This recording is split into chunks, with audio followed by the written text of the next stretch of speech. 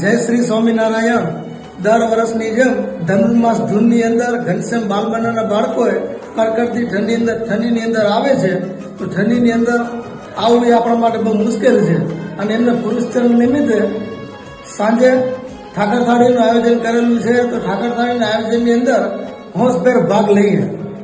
તો આપણે આ બાળકોની જે રાસોત્સવ છે એને આપણે સારી રીતે ઉજવવા માટે એને આપણે બહુ સેવા કરેલી છે. જેમ કે યુવક મંડળના યુવાનો અને બાલ બાલિકા યુવતીઓ ભેગા મળીને બહુ ખૂબ સરસ આયોજન પણ કરેલું છે અને શણગાર પણ કરેલો છે.